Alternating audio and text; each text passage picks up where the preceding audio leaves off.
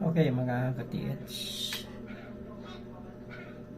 itong gagawin kong long range locator na may gold wire ay para kay Renando Monleon ng Buhangin, Davao City. So isi-share ko na rin sa inyo kung paano ko siya ginagawa para malaman din nung nag-order na talagang legit yung pagkakayari. So ito siya. Ito yung lagayan natin ng bolt to. So ito yung ito yung gold wire to. Yan, gold wire yan.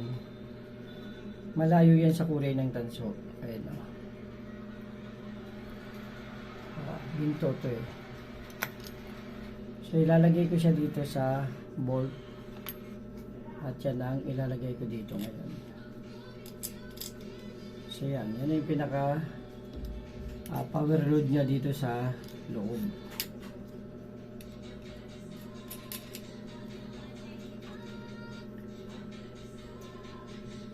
So kailangan makuha natin yung sentro.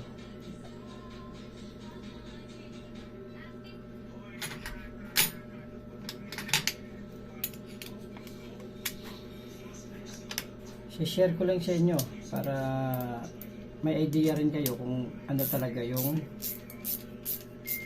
natin power load sa ating long range sa may gold wire, bakit siya effective. So mamaya i-test natin siya, tsaka ilalagay yung bearing.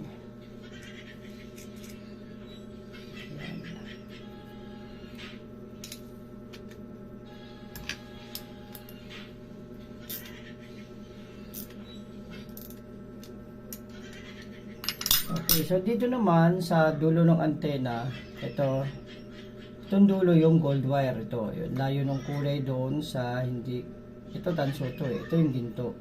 Dilaw, di ba? Ayan o. Yan. Ito yung ginto. Ito yung sa dulo, ito yung tanso. So, meron pa rin tayong gold wire na ilalagay dito sa dulo ng antena. At kung nakikita nyo, ito yung tinatawag nating mercury na liquid metal. So ilalagay natin siya as power load. Ilalagay natin siya as a power load dito. Yan. Para meron tong liquid metal mercury na power load. Ngayon ilalak na natin siya.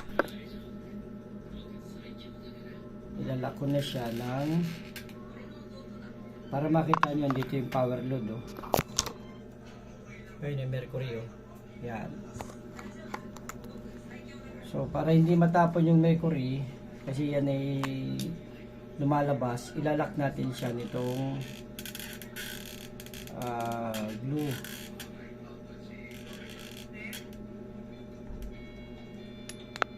Yan.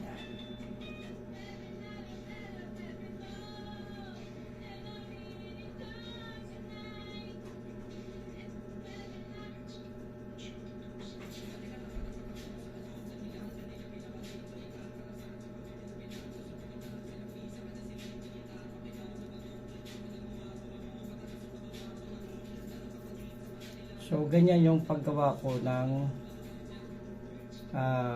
long range locator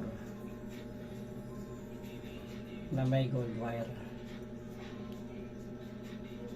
So dito sa loob nito may gold na siya, may gold wire na siya, meron pa siyang liquid metal mercury. So kailangan mailak mo siya para hindi tumatakas yung mercury, kasi tumatakas yan eh. Pag may nadaanan niya na kahit gabutas ng karayong, lulusot yan. Kaya kailangan maganda yung pagkakayari. So ito ngayon ay itetest natin kung accurate ba siyang gamitin. Ito yung kaya Renando Monleon ng taga Davao, Buhangin,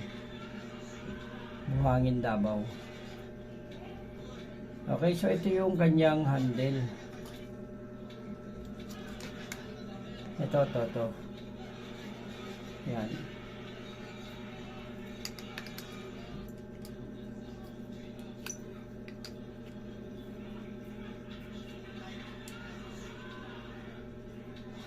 Yan. So, yan na. Testing na natin siya kung magkaka-detect nga ba siya o makaka-locate. Okay? So, okay. Ito mga ka-TH yung ating iti-test na gold. Yan. So, dito ko lang siya ipapatong sa bangko para makita natin. Ito yung ginawa natin ng power load na gold wire. May gold wire dito ng kanina. Tapos ito yung gold wire sa dulo, tapos nilagyan natin ng liquid metal mercury. So tingnan natin kung gaano siya ka-effective.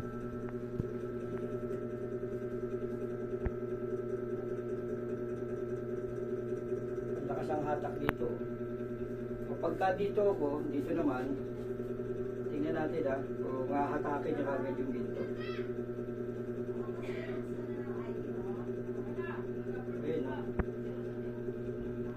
Tapos pagka yun, corner na corner yun, pag dumito ka naman, dito ka, hahatak agad siya, lakas oh. Tapos, pag tinapatan mo yan, ayun oh.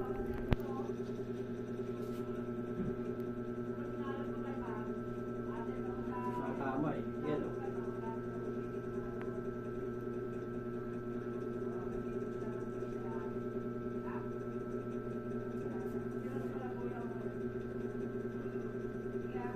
So yun, ang final test natin para kay Reynaldo Monleon ng Buhangin Davao.